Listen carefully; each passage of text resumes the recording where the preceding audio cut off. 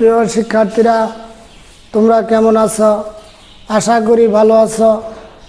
আমি আজ তোমাদেরকে ইংরেজি দ্বিতীয় পত্রের ট্রান্সফরমেশন অফ সেন্টেন্সের উপর একটি ক্লাস উপস্থাপন করব। আশা করি আমার এই ক্লাসটি তোমরা গুরুত্ব সহকারে ফলো করবে। তাহলে প্রিয় শিক্ষার্থীরা, আমরা গত ক্লাসে ট্রান্সফরমেশন অফ সেন্টেন্স নিয়ে আলোচনা করেছিলাম। তারই একটি অংশ অ্যাসার্টিভ সেন্টেন্সকে ইন্টারোগেটিভ করা। আজ আমি তোমাদেরকে অ্যাফার্মেটিভ সেন্টেন্স থেকে কিভাবে নেগেটিভ সেন্টেন্সে রূপান্তর করা যায় এই বিষয় নিয়ে তোমাদের সামনে বিস্তারিত আলোচনা করব। তাহলে প্রিয় শিক্ষার্থীরা, আমরা প্রথমেই একটি রুলস নিয়ে আলোচনা করব। সেই রুলসটি হলো, কোনো অ্যাফার্মেটিভ সেন্টেন্সের মধ্যে যদি মাস্ট কথা থাকে তাহলে সেই বাক্যটি নেগেটিভ করতে হলে মাস্টের পরিবর্তে ক্যান নট বাট অথবা ক্যান নট অ্যাভয়েড অথবা ক্যান নট হেল্প। আমরা যদি ক্যান নট হেল্প লিখি তাহলে মূল ভার্বের সাথে আইএনজি যোগ করতে হবে। তাহলে প্রিয় শিক্ষার্থীরা, এই বিষয় সম্পর্কে দু একটি এক্সাম্পল আমরা ব্ল্যাকবোর্ডে লিখব। আশা করি এই এক্সাম্পলটি তোমরা গুরুত্ব সহকারে অনুধাবন করবে। He must go there. Number 2, we must submit to destiny. Number 3, we must yield to fate. এগুলোকে আমরা নেগেটিভ করব। তাহলে প্রিয় শিক্ষার্থীরা, আমরা প্রথমে জানতে পারলাম কোনো অ্যাফার্মেটিভ সেন্টেন্সের মধ্যে যদি মাস্ট কথাটি থাকে তাহলে নেগেটিভ করার সময় মাস্টের পরিবর্তে ক্যান নট বাট, মাস্ট এর পরিবর্তে ক্যান নট বাট, তারপর সেন্টেন্সের বাকি অংশ go there. Number 2, we must submit to our destiny. এখানে মাস্ট আছে, অতএব we can not but submit to destiny. Number 3, we এখানে মাস্ট আছে, can not but yield to fate. তাহলে প্রিয় শিক্ষার্থীরা, কোনো সেন্টেন্সের মধ্যে মাস্ট থাকলে কিভাবে নেগেটিভ করতে হয় সেই নিয়মটি নিয়ে আমি তোমাদের সামনে আলোচনা করলাম। তাহলে কোনো সেন্টেন্সের মধ্যে যদি মাস্ট থাকে তাহলে মাস্টের পরিবর্তে ক্যান নট বাট অথবা ক্যান নট হেল্প অথবা ক্যান নট অ্যাভয়েড। কোনো সেন্টেন্সের মধ্যে যদি মাস্টের পরে ক্যান নট হেল্প লিখো তাহলে মূল ভার্বের সাথে আইএনজি যোগ করতে হবে। তাহলে আশা করি প্রিয় শিক্ষার্থীরা, এই মাস্টের নিয়মটি সম্পর্কে তোমরা বিস্তারিতভাবে জানতে পারলা। এরপর আমরা দ্বিতীয় রুলস নিয়ে আলোচনা করব। দ্বিতীয় রুলস হলো, কোনো সেন্টেন্সের মধ্যে অনলি বা অ্যালোন। কোনো সেন্টেন্সের মধ্যে যদি অনলি বা অ্যালোন থাকে এবং সেটি ব্যক্তিবাচক হয় তাহলে অনলি বা অ্যালোনের পরিবর্তে নান বাট, আর যদি বস্তুবাচক হয় তাহলে নাথিং বাট, আর যদি সংখ্যাবাচক হয় তাহলে not more than, not less than. তাহলে প্রিয় শিক্ষার্থীরা, আমরা দু একটি এক্সাম্পল সম্পর্কে জেনে নেই। দু একটি এক্সাম্পল সম্পর্কে আমরা জেনে নেই। Number 1, only Allah can help us, এটা একটি sentence. Number 2, only he can do the work, এটা একটি অ্যাফার্মেটিভ সেন্টেন্স, এটাকে আমরা নেগেটিভ করব। Number 3, only he can do the same, এটা একটি অ্যাফার্মেটিভ সেন্টেন্স। এই সেন্টেন্সগুলোকে যদি আমরা নেগেটিভ করি তাহলে প্রথমে আমাদের জানতে হবে অনলি এবং অনলির পরিবর্তে যদি সেন্টেন্সটি ব্যক্তিবাচক হয় তাহলে আমরা লিখব নান বাট, আর যদি সংখ্যাবাচক হয় তাহলে লিখব নাথিং বাট, আর যদি বস্তুবাচক হয় তাহলে আমরা লিখব not more than, not less than. তাহলে প্রিয় শিক্ষার্থীরা, এখানে আমরা 3টি এক্সাম্পল লিখেছি, 3টি এক্সাম্পল ব্যক্তিবাচক। অতএব এখানে অনলির পরে আল্লাহটা ব্যক্তি, অতএব এখানে অনলির পরিবর্তে আমরা লিখব none but Allah can help আস। তাহলে প্রিয় শিক্ষার্থীরা, এই সেন্টেন্সটি নেগেটিভ হয়ে গেল।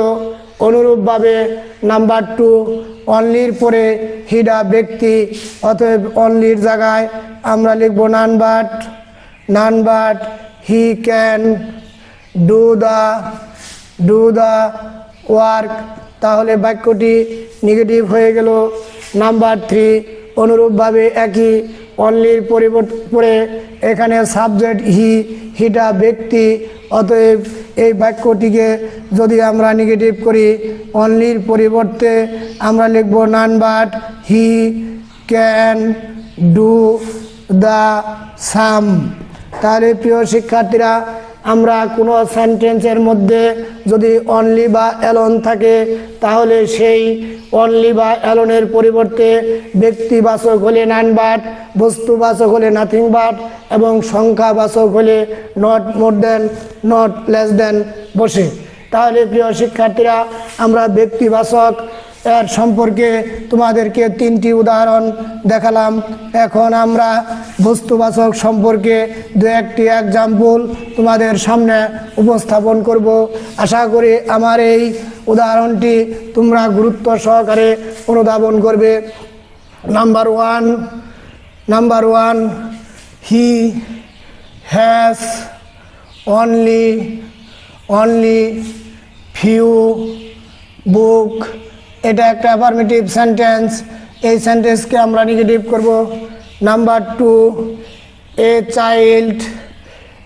চাইল্ড লাইকস অনলি সুইট, এটা একটা অ্যাফার্মেটিভ সেন্টেন্স, এই সেন্টেন্সটাকে নেগেটিভ করব। Number 3, I need only few doll, এটা একটা অ্যাফার্মেটিভ সেন্টেন্স, এই সেন্টেন্সকে আমরা নেগেটিভ করব। তাহলে প্রিয় শিক্ষার্থীরা, এখানে অনলি আছে, অনলির পরে ফিউ বুকস, এটা বস্তু। এখানে অনলি আছে, অনলির পরে সুইট, এটা একটা বস্তু। এখানেও অনলি আছে, অনলির পরে ফিউ ডল, এটাও বস্তু। তাহলে বস্তুবাচক হলে কোনো অ্যাফার্মেটিভ সেন্টেন্সের মধ্যে যদি অনলি কথাটি থাকে অনলির পরিবর্তে লিখতে হবে নাথিং বাট। তাহলে প্রিয় শিক্ষার্থীরা, he has nothing but few book, বাক্যটি নেগেটিভ হয়ে গেল। Number 2, a child subject likes verb, অনলির পরিবর্তে আমরা লিখব নাথিং বাট, তারপরে লিখব সুইটটা হলো adjective, I need nothing but few doll। তাহলে প্রিয় শিক্ষার্থীরা, আমরা বস্তুবাচক সম্পর্কে এখানে তিনটি এক্সাম্পল উপস্থাপন করেছি। Number 1, he has only few book. এখানে অনলির পরে ফিউ বুক, এটা বস্তু, এই কারণেই অনলির পরিবর্তে আমরা লিখছি nothing but. Number 2, a child likes only sweet. অনলির পরে এখানে সুইটটা বস্তু হিসাবে বোঝানো হয়েছে, অতএব অনলির পরিবর্তে আমরা লিখছি nothing but. Number 3, I need only few doll. অনলির পরে এখানে ফিউ ডল, এটা বস্তু হিসাবে ধরা হয়েছে বিদায় অনলির পরিবর্তে আমরা লিখছি নাথিং বাট। তাহলে প্রিয় শিক্ষার্থীরা, কোনো সেন্টেন্সের মধ্যে অনলি থাকলে সেটা বস্তুবাচক হলে নাথিং বাট, বস্তুবাচক হলে নাথিং বাট, এবং সংখ্যাবাচক হলে নট মোর দেন এবং নট মোর দেন এবং নট লেস দেন বসে। তাহলে প্রিয় শিক্ষার্থীরা, আমরা বস্তু সম্পর্কে যে একটি উদাহরণ দেখালাম, এখন আমরা সংখ্যাবাচক সম্পর্কে আমি তোমাদের সামনে দু একটি এক্সাম্পল উপস্থাপন করব। এই এক্সাম্পলটি তোমরা মনোযোগ সহকারে গ্রহণ করবে। তাহলে নাম্বার 1, হি ইজ অনলি 10, এইটি একটি affirmative sentence. Number 2, Karim was only 22, এটি একটি অ্যাফার্মেটিভ সেন্টেন্স। তাহলে আমরা প্রথমে জেনে নেই, অনলির পরে যদি সংখ্যাবাচক হয় তাহলে অনলির পরিবর্তে আমরা লিখব নট মোর দেন অথবা নট লেস দেন। তাহলে he is not more than 10।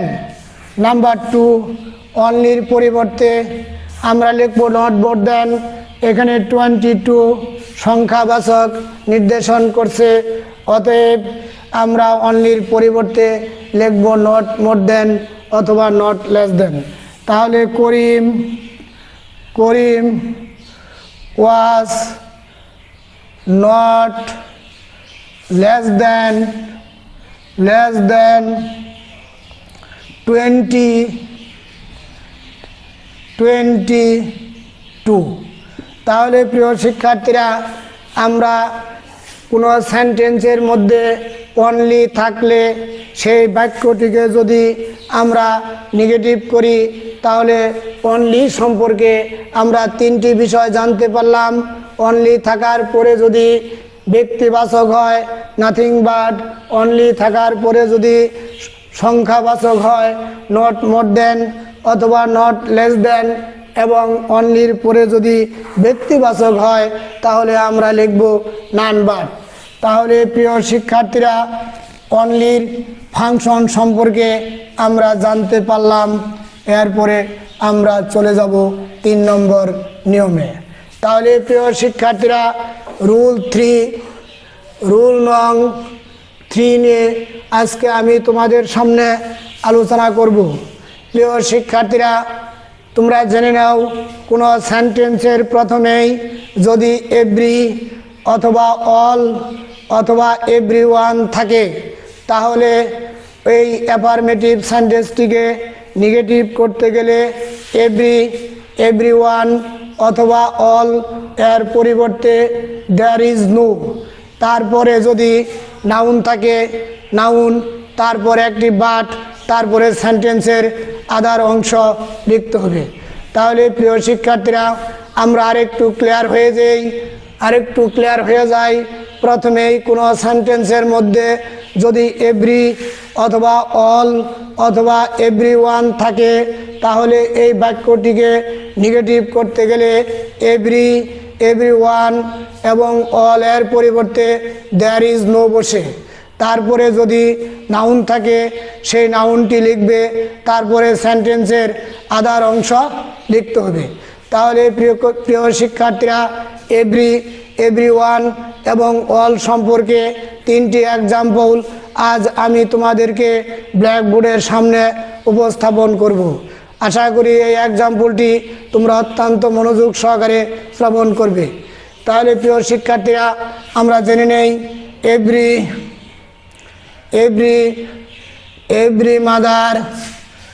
Every mother loves her child, এটা একটি affirmative sentence. Number 1। Number 2, every rose has a thorn, এটা একটা affirmative sentence.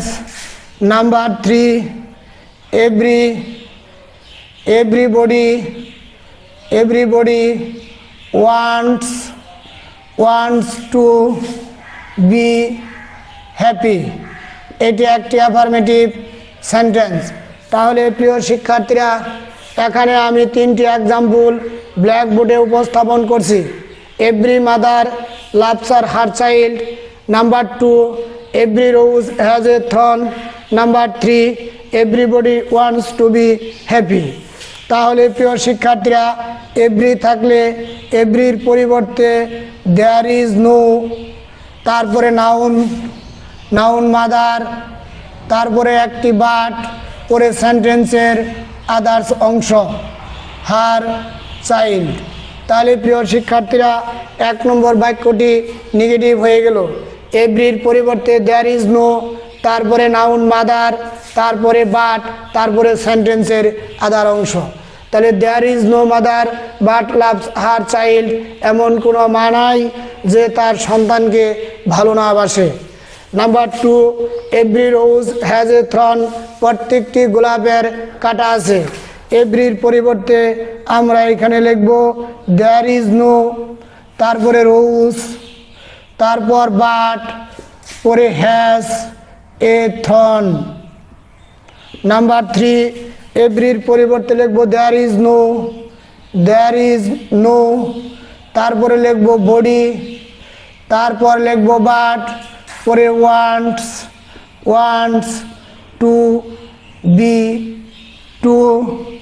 Two be happy. তাহলে আমরা প্রিয় শিক্ষার্থীরা জানতে পারলাম, কোনো সেন্টেন্সের মধ্যে এভরি থাকলে দেয়ার ইজ নো, তারপরে নাউন মাদার, তারপর বাট, তারপর সেন্টেন্সের আদার্স অংশ। Every rose has a thorn, there is no rose but has a thorn. Everybody wants to be happy, there is no body buts want to happy. শিক্ষার্থীরা, আমরা তোমাদেরকে affirmative sentence সম্পর্কে আলোচনা করলাম। আগামী পর্বে আমরা অন্যান্য বিষয় নিয়ে তোমাদের সামনে উপস্থাপন করব। আজ এই নিয়েই আমি তোমাদের কাছ থেকে বিদায় নিলাম। সকলকেই ধন্যবাদ।